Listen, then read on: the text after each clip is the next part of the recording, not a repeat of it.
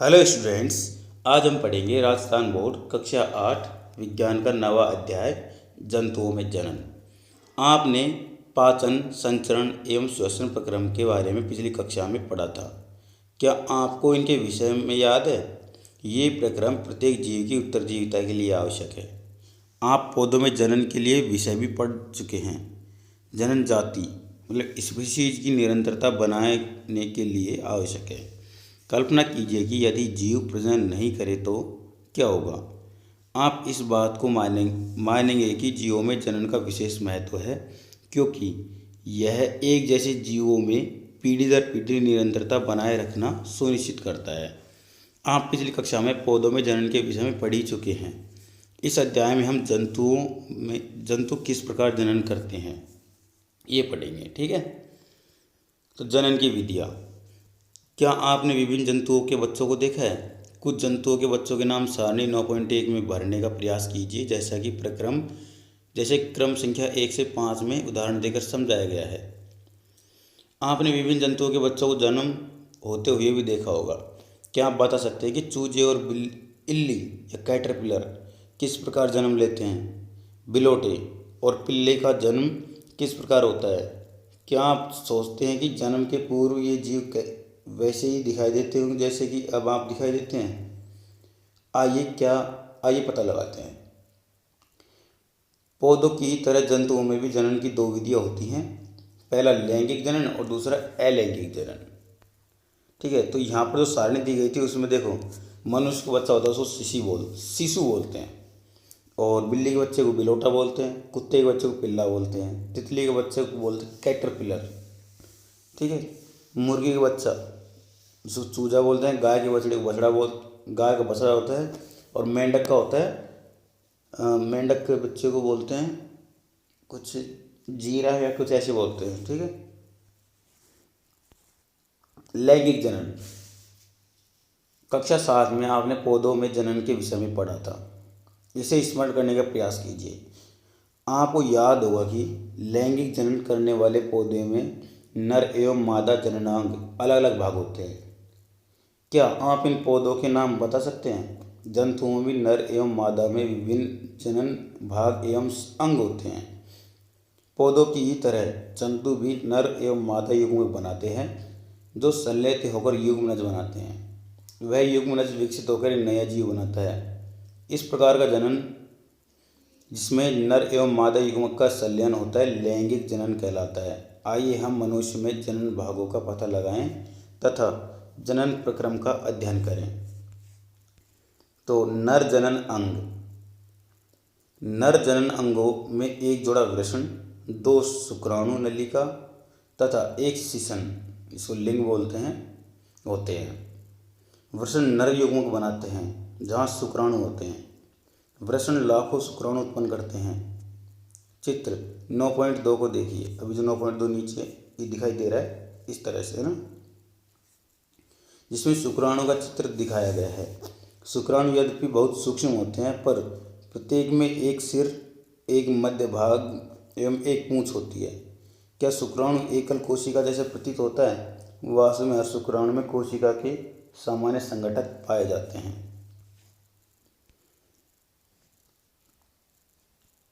मादा जनन अंग। मादा जननांगों में एक जोड़ी अंडाशय, अंडवाहिनी जिसको डिंब वाहिनी कहते हैं, तथा गर्भाशय होता है। तो ये तीनों भाग यहाँ पर दिखाए गए हैं। ये जो बगल में दिख रहा है ये अंडवाहिनी, यहाँ पर ये 2 दिख रहे हैं ये अंडाशय, और ये जो बीच का भाग है इसको बोलते हैं गर्भाशय। मादा युग्मक उत्पन्न करते हैं जिसे अंडाणु या डिंब कहते हैं। मानव या स्त्रियों में प्रति मास दोनों अंडाशयों में से किसी एक अंडाशय में एक विकसित अंडाणु अथवा डिंब का निर्मोचन अंडवाहिनी में होता है। गर्भाशय में वह भाग है जहाँ शिशु का विकास होता है। शुक्राणु की तरह अंडाणु भी एकल कोशिका है।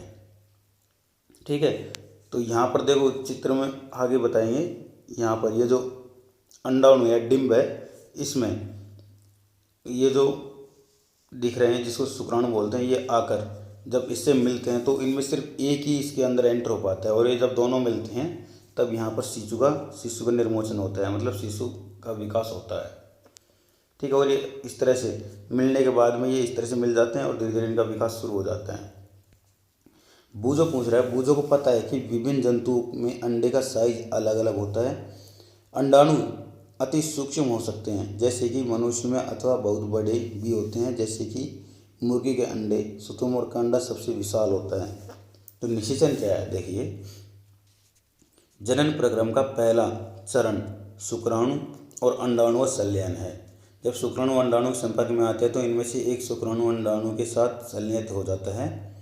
शुक्राणु और अंडाणु का यह संलयन निषेचन कहलाता है। चित्र 9.5 निषेचन के साथ समय शुक्राणु और अंडाणु संलयित होकर एक हो जाते हैं। निषेचन के परिणाम स्वरूप युग्मनज बनता है। यहाँ देखिए, इसको बोलते हैं युग्मनज। देखो इस तरह से दोनों मिलते हैं, मिलने के बाद में इसकी आकृति ऐसी हो जाती है तो इसको बोलते हैं युग्मनज। इसको बोलते हैं निषेचन। आगे जाकर ये दोनों मिलते हैं तो इसको युग्मनज बोलते हैं। क्या आपको जानकारी थी कि एक युग्मनज नए व्यष्टि का प्रारंभ है, मतलब नए जीव का प्रारंभ है। निषेचन के प्रक्रम में स्त्री मतलब माँ के अंडाणु और नर पिता की शुक्राणु का संयोजन होता है। अतः नई संतति में कुछ लक्षण अपनी माता से तथा कुछ लक्षण अपने पिता से वंशागत होते हैं। अपने भाई और बहन को देखिए, यह पहचानने का प्रयास कीजिए कि उनमें से कौन से लक्षण माता से और कौन कौन से लक्षण पिताजी से प्राप्त हुए हैं। वह निषेचन जो माता के शरीर के अंदर होता है आंतरिक निषेचन कहलाता है। मनुष्य, गाय, कुत्ते तथा मुर्गी इत्यादि अनेक जंतुओं में आंतरिक निषेचन होता है। क्या आपने पर्णली शिशु के विषय में सुना है? नहीं सुना तो अब देखो। बूझो और पहेली के अध्यापक ने एक बार कक्षा में बताया था कि कुछ स्त्रियों की अंडवाहिनी अवरुद्ध होती है। ऐसी स्त्री शिशु उत्पन्न करने में असमर्थ होती हैं। क्या निषेचन के लिए शुक्राणु मार्ग अवरुद्ध होने के कारण अंडाणु तक नहीं पहुंच पाते? ऐसी स्थिति में डॉक्टर या चिकित्सक ताज़ा अंडाणु एवं शुक्राणु एकत्र करके उचित माध्यम में कुछ घंटों के लिए एक साथ रखते हैं, जिससे IVF या इन विट्रो निषेचन या शरीर के बाहर कृत्रिम निषेचन हो सके। अगर निषेचन हो जाता है तो युग्मनज को लगभग 1 सप्ताह तक विकसित किया जाता है, जिसके पश्चात उसे माता के गर्भाशय में स्थापित किया जाता है। माता के गर्भाशय में पूर्ण विकास होता है तथा शिशु का जन्म सामान्य शिशु की तरह ही होता है। इस तकनीक द्वारा जन्मे बच्चे को पर्णली शिशु कहते हैं। यह एक मिथ्या नाम है क्योंकि शिशु का विकास पर्णली में नहीं होता। आपको यह जानकर आश्चर्य होगा कि अनेक जंतुओं में निषेचन की क्रिया मादा जंतु के शरीर के बाहर होती है। इन जंतुओं में निषेचन जल में होता है। आइए पता लगाएं कि यह किस प्रकार संपन्न होता है। वसंत अथवा वर्षा ऋतु के समय किसी तालाब अथवा मंद गति से बहते झरने का भ्रमण कीजिए। झरने पर तैरते हुए मेंढक के अंडों को देखिए। अंडों के रंग और साइज को नोट कीजिए। वसंत अथवा वर्षा ऋतु में मेंढक और टोड पोखर, तालाब और मंद गति से बहते हुए झरने की ओर जाते हैं। तब नर और मादा एक साथ पानी में आते हैं तो मादा सैकड़ों अंडे देती है। मुर्गी के अंडे की तरह मेंढक के अंडे कवच से ढके नहीं होते तथा यह अपेक्षाकृत बहुत कोमल होते हैं। जेली की एक परत अंडों की एक साथ रहती है तथा उनकी सुरक्षा भी करती है। इस तरह से आपने बहते हुए देखे होंगे। मादा जैसे ही अंडे देती है, नर उस पर शुक्राणु छोड़ देता है। प्रत्येक शुक्राणु अपनी लंबी पूंछ की सहायता से जल में इधर उधर तैरते रहते हैं। शुक्राणु अंडकोशिका के संपर्क में आते हैं, जिसके फलस्वरूप निषेचन होता है। इस प्रकार का निषेचन जिसमें नर और मादा युग्मकों का संलयन हो मादा के शरीर के बाहर होता है, बाह्य निषेचन कहलाता है। यह मछली, स्टारफिश जैसे जलीय प्राणियों में होता है। मछली और मेंढक एक साथ सैकड़ों अंडे क्यों देते हैं, जबकि मुर्गी एक समय में केवल एक ही अंडा देती है? तो देखिए, यद्यपि यह जंतु सैकड़ों अंडे देते हैं तथा लाखों शुक्राणु निर्मोचित करते हैं, सारे अंडों का निषेचन नहीं होता और वह नया जीव नहीं बन पाते। इस कारण यह है कि अंडे एवं शुक्राणु निरंतर जल की गति, वायु एवं वर्षा से प्रभावित होकर अनावृत होते रहते हैं। तालाब में दूसरे ऐसे जीव भी होते हैं जो इन अंडों का भोजन करते हैं। अतः अंड कोशिकाओं एवं शुक्राणुओं को बड़ी संख्या में उत्पन्न होना आवश्यक है ताकि उनमें से कुछ में निषेचन सुनिश्चित किया जा सके। एक एकल कोशिका किस प्रकार एक बड़ा जीव बन सकता है? तो भ्रूण का परिवर्धन। कैसे बढ़ता है भ्रूण? निषेचन के परिणाम स्वरूप युग्मनज बनता है जो विकसित होकर भ्रूण में परिवर्तित होता है। युग्मनज लगातार विभाजित होकर कोशिकाओं के गोले में बदल जाता है। तत्पश्चात कोशिकाएं समूहीकृत होने लगती हैं तथा विभिन्न ऊतकों और अंगों में परिवर्तित हो जाती हैं। इस विकसित होती हुई संरचना को भ्रूण कहते हैं। भ्रूण गर्भाशय की दीवार में रोपित होकर विकसित होता रहता है। गर्भाशय में भ्रूण का निरंतर विकास होता रहता है। धीरे धीरे विभिन्न शारीरिक अंगों जैसे कि हाथ, पैर, सिर, आँखें, कान इत्यादि विकसित हो जाते हैं। भ्रूण की वह अवस्था जिसमें सभी शारीरिक अंगों की पहचान हो सके गर्भ कहलाता है। जब गर्भ का विकास पूरा हो जाता है तो माँ नवजात शिशु को जन्म देती है। मुर्गी में भी आंतरिक निषेचन होता है, परंतु क्या मनुष्य और गाय की तरह मुर्गी भी बच्चों को जन्म देती है? आप जानते हैं कि मुर्गी बच्चों को जन्म नहीं देती। तब चूजे कैसे जन्म लेते हैं? आइए पता लगाएं। निषेचन के फौरन बाद ही युग्मनज लगातार विभाजित होता रहता है तथा अंडवाहिनी में नीचे की ओर बढ़ता रहता है। इसके नीचे बढ़ने के साथ साथ इस पर सुरक्षित परत चढ़ जाती है। मुर्गी के अंडे पर दिखाई देने वाला कठोर कवच भी ऐसा ही सुरक्षित परत है। कठोर कवच के पूर्ण रूप से बन जाने के बाद मुर्गी अंडे का निर्मोचन करती है। मुर्गी के अंडे का चूजा बनने में लगभग 3 सप्ताह का समय लगता है। आपने मुर्गी को ऊष्मायन के लिए अंडों पर बैठते देखा होगा। क्या आप जानते हैं कि अंडे के अंदर चूजे का विकास इस अवधि में ही होता है? चूजे के पूर्ण रूप से विकसित होने के बाद कवच के प्रपुष्टन के बाद चूजा बाहर आता है। बाह्य निषेचन वाले जंतुओं में भ्रूण का विकास मादा के शरीर के बाहर ही होता है। भ्रूण अंडावरण के अंदर विकसित होता रहता है। भ्रूण का विकास पूर्ण होने पर अंडजोत्पत्ति होती है, मतलब अंडों से उत्पत्ति होती है। आपने तालाब अथवा झरने में मेंढक के अनेक टैडपोल तैरते हुए देखे होंगे। जरायुज एवं अंडप्रजक जंतु, जो अंडे देने वाले जंतु, उनके बारे में पढ़ेंगे हमने जाना है कि कुछ जंतु विकसित शिशु को जन्म देते हैं जबकि कुछ जंतु अंडे देते हैं जो बाद में शिशु में विकसित होते हैं। वह जंतु जो सीधे ही शिशु को जन्म देते हैं जरायु जंतु कहलाते हैं। वे जंतु जो अंडे देते हैं अंडप्रजक जंतु कहलाते हैं। निम्न क्रियाकलाप की सहायता से आप इस बात को और भी अच्छी तरह से समझ सकेंगे तथा जरायु एवं अंडप्रजक में विभेद भी कर सकेंगे। मेंढक, छिपकली, तितली अथवा शलभ, मुर्गी तथा कौवे अथवा किसी अन्य पक्षी के अंडे का अवलोकन करने का प्रयास कीजिए। क्या आप इन सभी प्राणियों के अंडों का अवलोकन कर पाए हैं? इन अंडों को आपने एकत्र किया है, उनके चित्र बनाइए।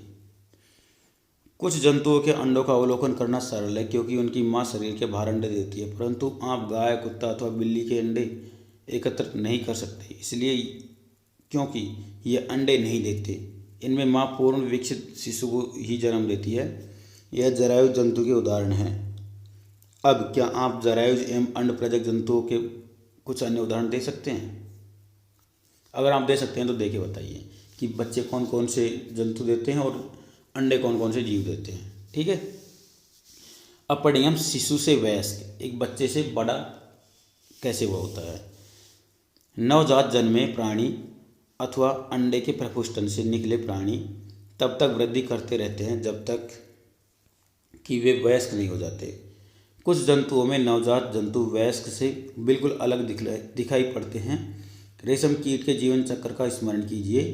अंडा, लार्वा अथवा इल्ली, प्यूपा जिसको वयस्क कहते हैं, जिसके विषय में आप कक्षा 7 में पढ़ चुके हैं। मेंढक इस प्रकार के जंतुओं का एक अन्य उदाहरण है। मेंढक में अंडे से प्रारंभ करके वयस्क बनने की विभिन्न अवस्थाओं चरणों का परीक्षण कीजिए। हम 3 स्पष्ट अवस्थाओं अथवा चरणों को देख पाते हैं। अंडा, जिसको टैडपोल कहते हैं, लार्वा होता है एक तरह से। फिर इससे देखो, सबसे पहले अंडा, फिर उसमें से निकलता है मेंढक के बाद जिसको टैडपोल, फिर उससे बनता है लार्वा, फिर वयस्क। क्या टैडपोल वयस्क मेंढक से भिन्न दिखाई नहीं देते? क्या आप सोच सकते हैं कि किसी दिन यह टैडपोल वयस्क मेंढक बन जाएंगे? उसी प्रकार रेशम कीट की इल्ली या प्यूपा वयस्क रेशम कीट से बहुत अलग दिखाई पड़ता है। वयस्क में पाए जाने वाले लक्षण नवजात में नहीं पाए जाते। फिर टैडपोल अथवा इल्ली का बाद में क्या होता है?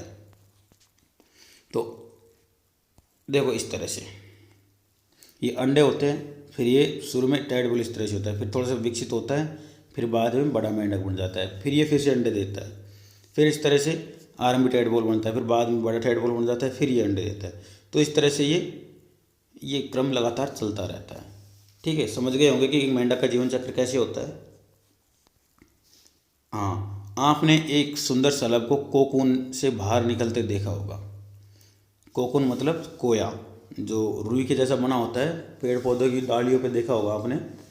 ठीक है, टैडपोल रूपांतरित होकर वयस्क में बदल जाता है, जो छलांग लगा सकता है और तैर सकता है। कुछ विशेष परिवर्तनों के साथ टैडपोल का वयस्क में रूपांतरण कायांतरण कहलाता है। जैसे जैसे हम बड़े होते हैं, हम शरीर में किस प्रकार के परिवर्तन देखते हैं?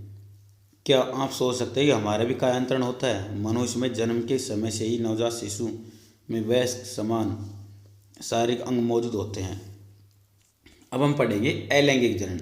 अभी तक हमने पढ़ा था लैंगिक जनन, मतलब दो जंतुओं के मिलने से जो जनन होता है वो होता है लैंगिक जनन।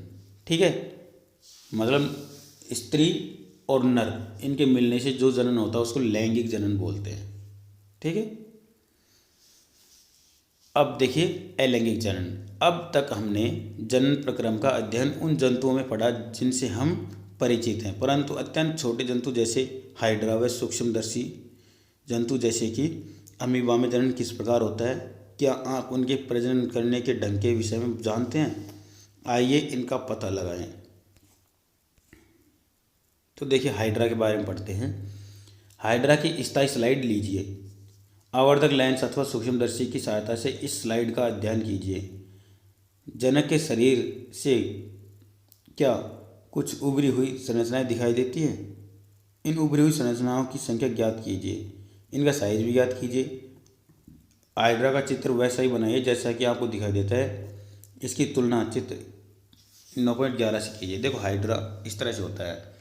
तो क्या होता है कि हाइड्रा में मुकुलन के द्वारा, जिसको हम बोलते हैं अलैंगिक जनन, मुकुलन के द्वारा जनन होता है। कैसे? देखो, हाइड्रा शुरू में जो 3 आकृति देख रहे हैं उसमें इधर से देखिए, लेफ्ट साइड से, इसमें एक छोटा सा वो निकला हुआ अंकुर टाइप में, फिर ये थोड़ा सा बड़ा होता है, ये बड़ा होता जाता है, फिर ये टूट अलग हो जाता है, ये एक विकसित जीव बन जाता है। फिर इसी तरह से दूसरा स्टार्ट होता है, तीसरा होता है, एक साथ दो भी स्टार्ट हो जाते हैं। ठीक है, तो इस तरह के मुकुलन आपको कुछ पत्तियों में भी दिखेंगे। ठीक है, जैसे करंज की पत्तियों में भी आपको ये इस तरह से दिखाई देगा। तो ये पत्तों में भी होता है, पेड़ पौधों में भी होता है और जंतुओं में भी होता है, लेकिन ये खासकर सूक्ष्म जंतुओं में होता है। प्रत्येक हाइड्रा में एक या अधिक उबार दिखाई दे सकते हैं। यह उबार विकसित होते हुए नए जीव हैं जिन्हें मुकुल कहते हैं। स्मरण कीजिए कि यीस्ट में भी मुकुल दिखाई देते हैं। हाइड्रा में भी एक मुकुल जनक से निकलने वाले उदर से नए जीव का विकास होता है। इस प्रकार के जनन को, जिनमें केवल एक ही जनक नए जीव को जन्म देता है, अलैंगिक जनन कहते हैं। हाइड्रा में मुकुल से नया जीव विकसित होता है, इसलिए इस प्रकार के जनन को मुकुलन कहते हैं। अलैंगिक जनन की अन्य विधि अमीबा में दिखाई देती है। आइए देखें यह कैसे होता है। देखिए, यहाँ पर ये आपको जो तस्वीर दिखाई दे रही है अमीबा की है। अमीबा इस तरह से लंबा हो जाता है, लंबा होने के बाद में बीच में से पतला हो जाता है, फिर ये 2 टुकड़ों में टूट जाता है और फिर 2 नए जीव बन जाते हैं। ठीक है, तो देखिए, आप अमीबा की संरचना के विषय में पढ़ चुके हैं। आपको स्मरण होगा कि अमीबा एक कोशिकीय जीव होता है। इसके केंद्रक के 2 भागों में विभाजन से जनन क्रिया प्रारंभ होती है। इसके बाद कोशिका भी 2 भागों में बढ़ जाती है, जिसके प्रत्येक भाग में केंद्रक होता है। परिणाम स्वरूप एक जनक से 2 अमीबा बनते हैं। इस प्रकार के अलैंगिक जनन को, जिसमें जीव विभाजित होकर 2 संतति उत्पन्न करता है, द्विखंडन कहलाता है। मतलब 2 खंडों में टूट जाता है। मुकुलन एवं द्विखंडन के अतिरिक्त कुछ अन्य विधियां भी है जिनके द्वारा एकल जीव संतति जीवों, एक मिनट आगे होगा ऊपर,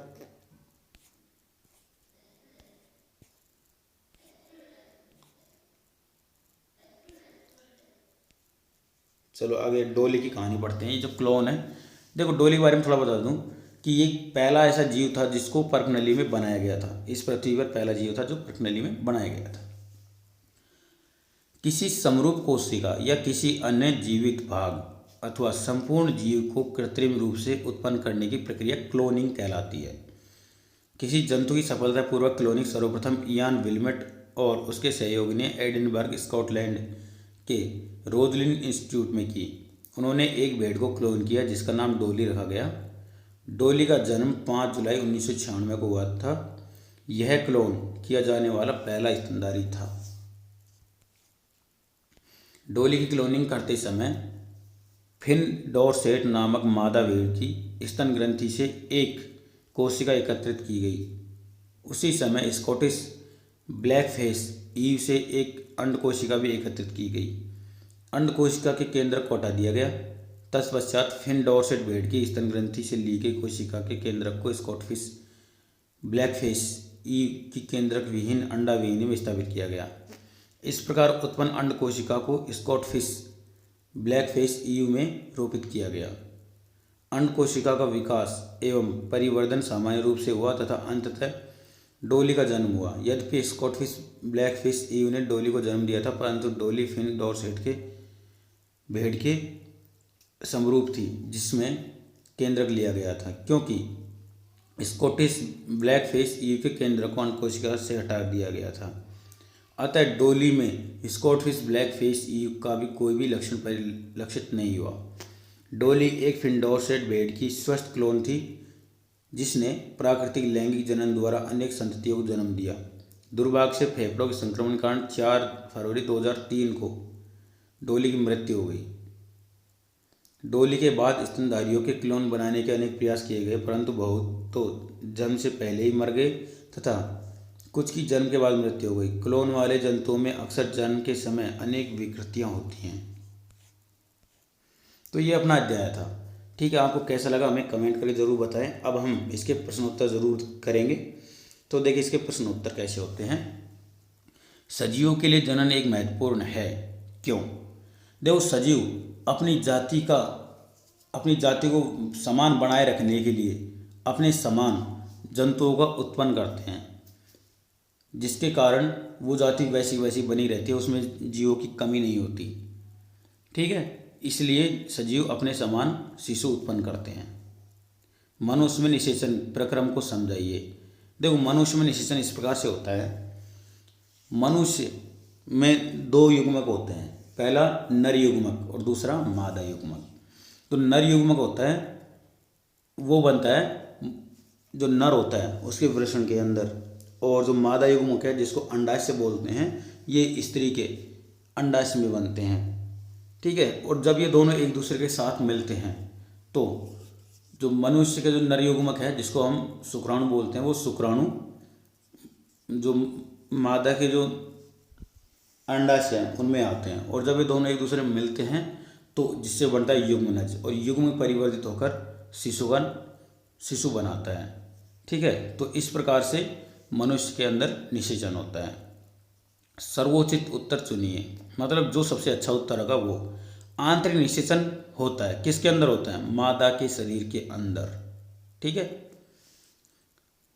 ख, एक टैडपोल जिस प्रक्रम द्वारा वयस्क में विकसित होता है वह होता है निषेचन, कायांतरण, रोपण या मुकुलन। तो देखो, ये भी निषेचन के द्वारा ही होता है। ठीक है, देखो टैडपोल, अच्छा, टैडपोल जिस प्रक्रम द्वारा विकसित होता है वह कायांतरण के द्वारा। ठीक है, देखो निषेचन के द्वारा तो वो टैडपोल बनता है, लेकिन टैडपोल से आगे वो मेंढक कैसे बनता है? वो है कायांतरण के द्वारा, काया का विकास, मतलब शरीर के विकास का। ग, एक युग्मनज में पाए जाने वाले केंद्रकों की संख्या होती है, एक ही होती है हमेशा, ध्यान रखें। एक युग्मनज में केंद्रक हमेशा एक ही होता है। अगर 2 केंद्रक हो जाएंगे तो 2 जीव बनेंगे।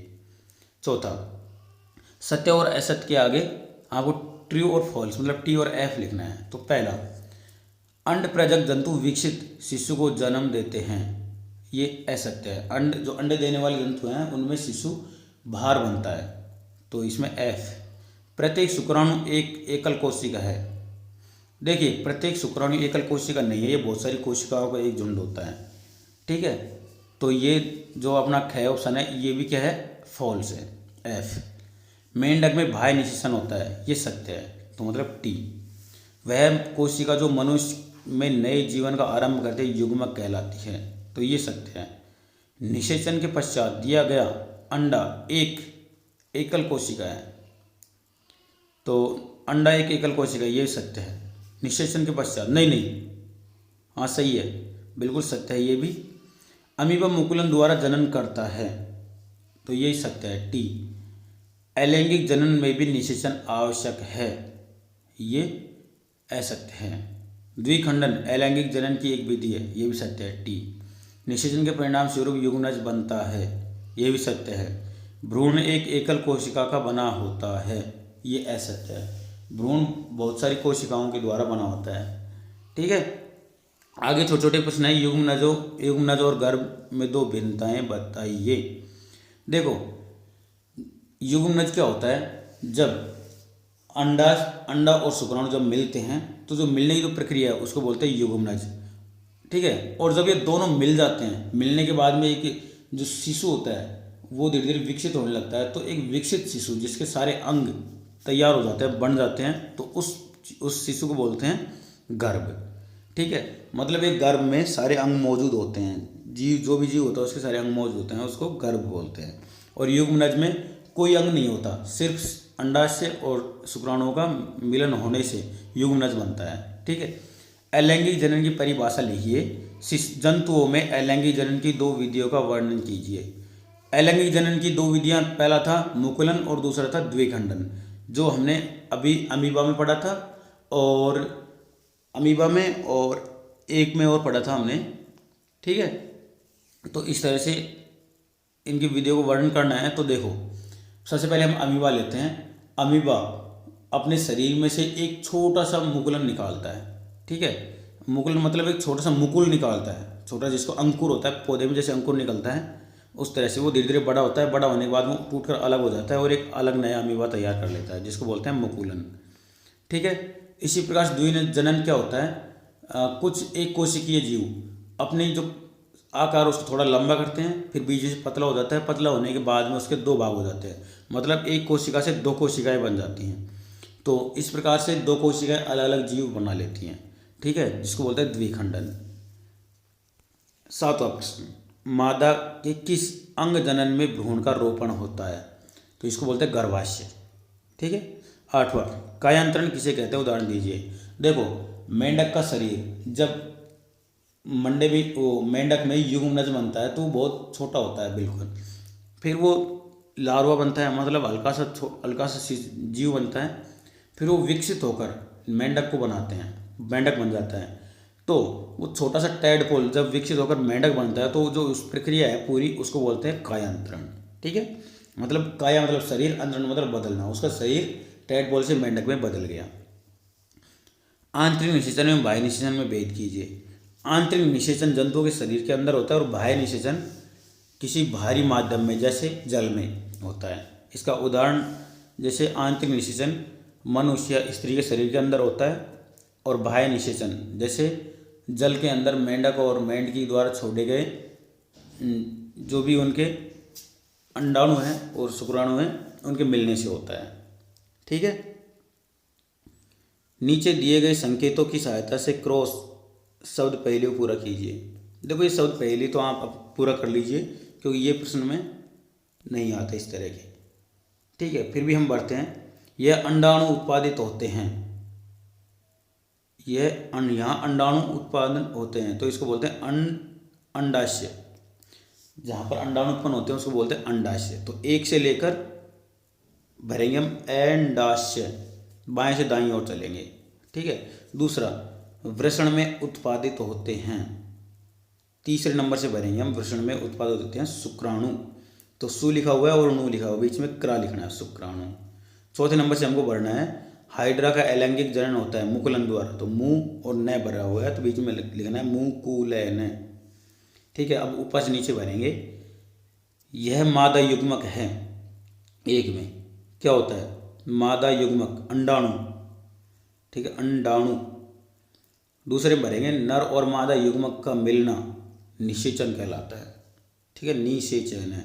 और चौथे में एक अंड प्रजक जंतु।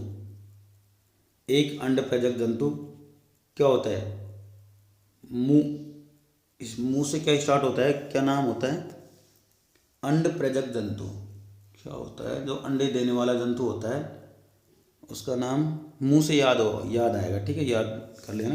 तो इस तरह से हमारा ये अध्याय खत्म होता है। आपको कैसा लगा कमेंट करके ज़रूर बताएं। वीडियो को लाइक करें, अपने दोस्तों के साथ शेयर करें और प्लीज़ चैनल को सब्सक्राइब जरूर कर लें।